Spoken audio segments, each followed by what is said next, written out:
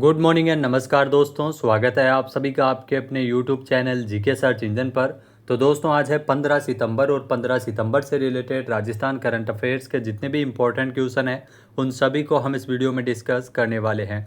तो पूरा वीडियो बहुत ध्यान से देखना और वीडियो के एंड में मैं आपसे क्वेश्चन भी पूछूंगा जिसका आंसर आप सभी को कमेंट बॉक्स में देना है। कल के वीडियो में मैंने आपसे क्वेश्चन पूछा था जो था राजस्थान के किस जिले में स्थित गंगा भैरव घाटी, यहाँ पर जल्द ही लेपर्ड सफारी विकसित की जाएगी। तो गंगा भैरव घाटी अजमेर में स्थित है, यहाँ पर लेपर्ड सफारी विकसित होने वाली है। ए ऑप्शन यहाँ पर बिल्कुल सही था। जिन दोस्तों ने ए ऑप्शन कमेंट बॉक्स में सही जवाब दिया था उनको हार्दिक शुभकामनाएं। तो विधानसभा अध्यक्ष वासुदेव देवनानी के प्रयासों से अजमेर की गंगा भैरव घाटी में जल्द ही लेपर्ड सफारी विकसित की जाएगी। इस परियोजना से न केवल पर्यटन को बढ़ावा मिलेगा बल्कि स्थानीय ग्रामीणों को भी रोजगार और आय के अवसर पैदा होंगे। काजीपुरा, खरेखेड़ी, अजयसर और आसपास के गांवों में फैली गंगा भैरव घाटी में लेपर्ड सफारी विकसित की जाएगी। रणथंभौर, सरिस्का, रावली, टोटगढ़ और जवाईबाद की तर्ज पर इस घाटी को भी पर्यटकों के लिए खोला जाएगा, जहां पर सैलानी तेंदुओं के साथ साथ घाटी के मनोरम दृश्य का आनंद ले सकेंगे।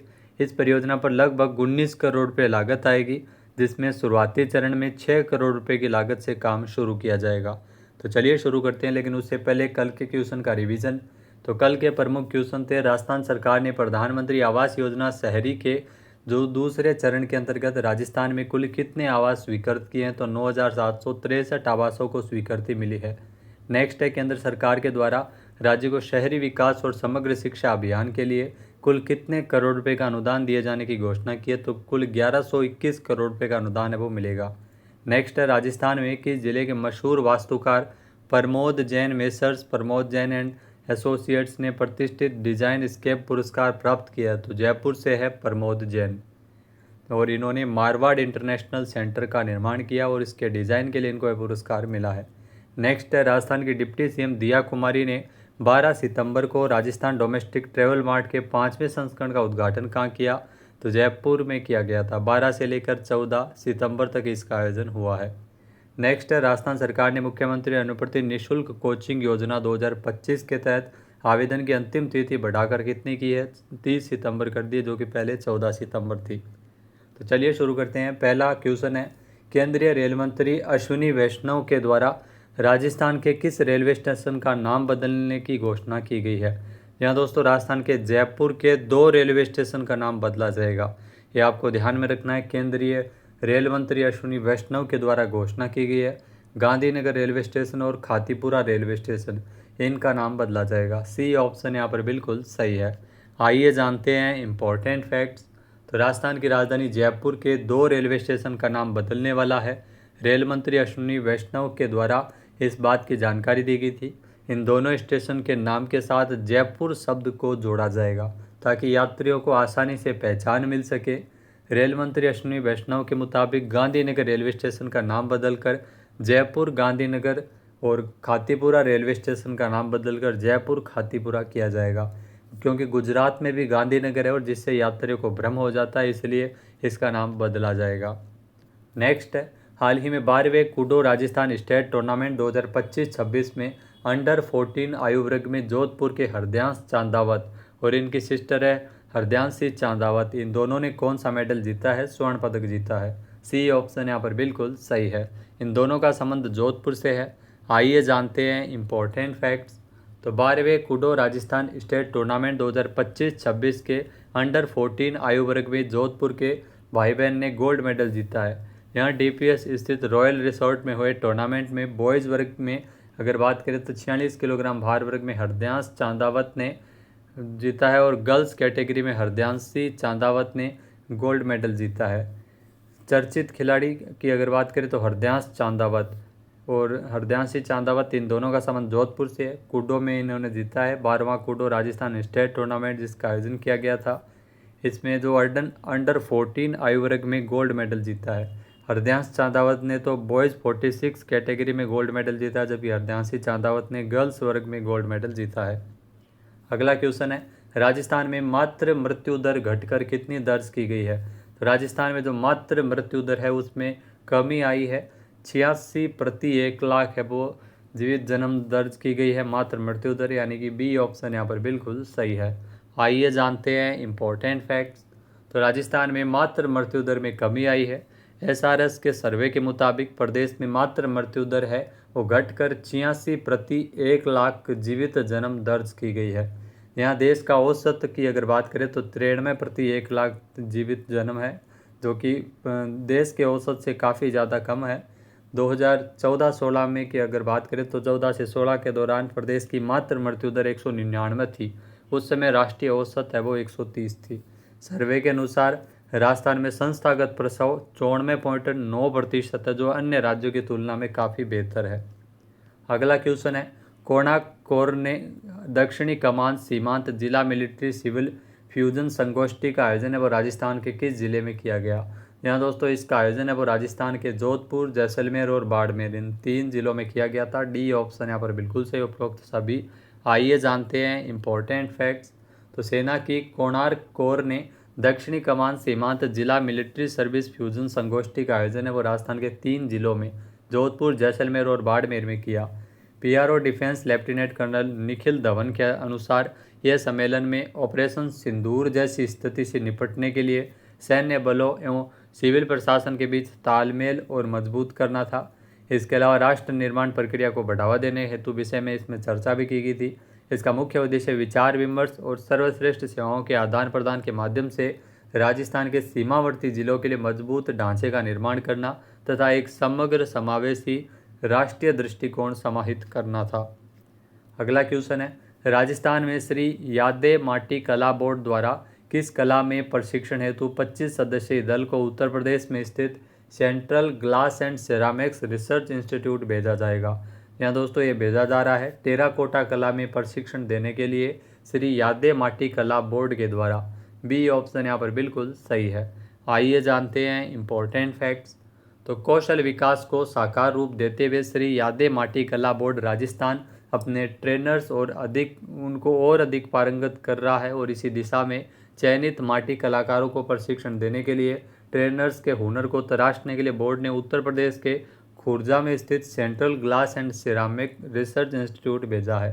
25 सदस्यीय दल को वाहन के बोर्ड को जो अध्यक्ष प्रहलाद राय टाक, ये आपको ध्यान में रखना, प्रहलाद राय टाक है, ये यादे माटी कला बोर्ड के अध्यक्ष है। उन्होंने उद्योग भवन से हरी झंडी दिखाकर इसे रवाना किया। यह दल खुर्जा में 15 से 21 सितंबर तक खास तौर पर जो टेराकोटा पॉटरी का है वो परीक्षण लेगा। इसके अलावा बजट घोषणा 2025-26 के तहत 2000 कलाकारों को मिट्टी गूंथने की मशीन और इलेक्ट्रिक चाक का प्रशिक्षण मिलेगा। श्री यादे माटीकला बोर्ड के अध्यक्ष है प्रहलाद राय टाक। अगला जो क्वेश्चन है, राजस्थान के जयपुर में किसके सहयोग से इलेक्ट्रॉनिक मैन्युफैक्चरिंग प्रोग्राम शुरू किया जाएगा। तो राजस्थान की राजधानी जयपुर में इलेक्ट्रॉनिक मैन्युफैक्चरिंग प्रोग्राम शुरू किए जाने की घोषणा रेल मंत्री अश्विनी वैष्णव के द्वारा की गई है और लघु उद्योग भारती के सहयोग से इसे विकसित किया जाएगा। ए ऑप्शन यहाँ पर बिल्कुल सही है। आइए जानते हैं इम्पोर्टेंट फैक्ट्स। तो केंद्रीय रेल मंत्री अश्विनी वैष्णव ने घोषणा की है कि लघु उद्योग भारती के सहयोग से जयपुर में इलेक्ट्रॉनिक मैन्युफैक्चरिंग प्रोग्राम शुरू किया जाएगा और इस प्रोग्राम के जरिए लगभग 5000 युवाओं को ट्रेनिंग मिलेगी। इससे राजस्थान के युवाओं को रोजगार के नए अवसर भी मिलेंगे। केंद्र और राज्य सरकार मिलकर जयपुर में एक इंटीग्रेशन केंद्र स्थापित करने वाले हैं और यह सेंटर स्टार्टअप्स को रेलवे सेक्टर से जोड़ेगा। यहाँ पर युवाओं को मेंटरशिप, निवेश और नेटवर्किंग की सुविधा मिलेगी। जयपुर में एक बड़ा मेंटेनेंस हब भी बनाया जाएगा जहाँ पर 12 से 18 ट्रेनों का देख रेख हो पाएगा।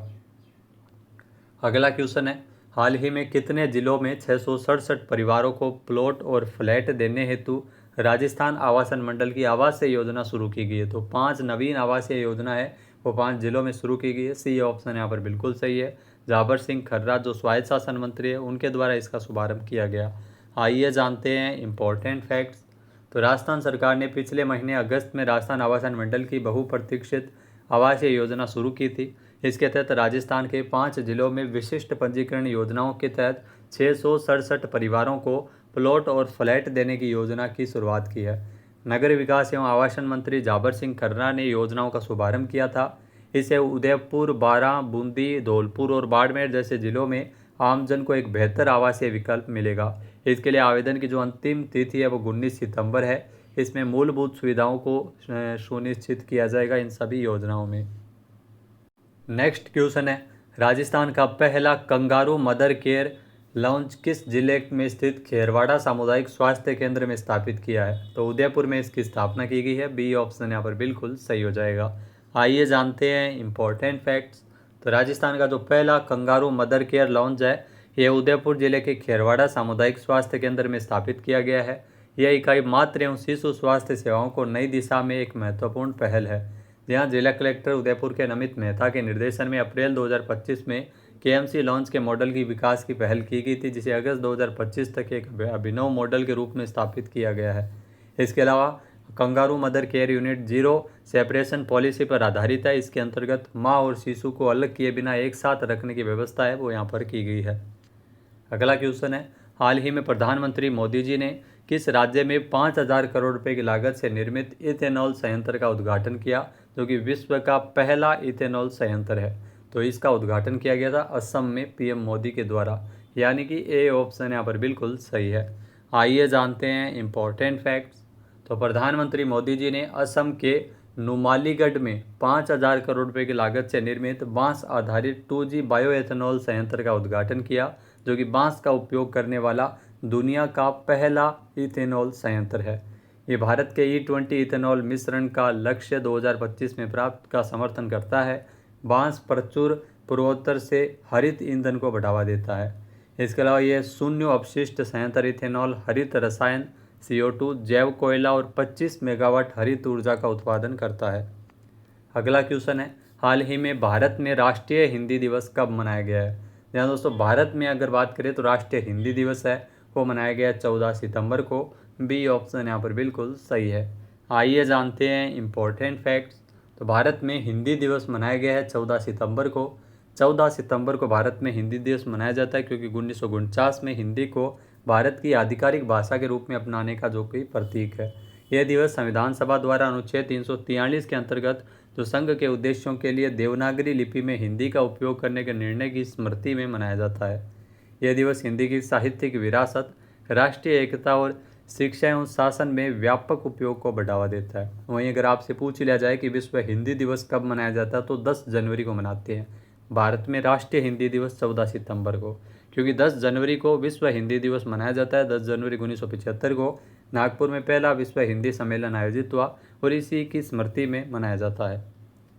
बात करते हैं आज के हमारे क्विज के, जिसका आंसर आप सभी को कमेंट बॉक्स में देना है।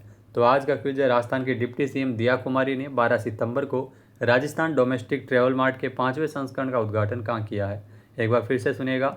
राजस्थान की डिप्टी सीएम दिया कुमारी ने 12 सितंबर को राजस्थान डोमेस्टिक ट्रैवल मार्ट का 5वां संस्करण का उद्घाटन कहाँ किया है? सही आंसर आपको कमेंट बॉक्स में देना है। और अगर ये वीडियो आपको पसंद आए तो इसे आप लाइक और शेयर करना बिल्कुल न भूलिएगा।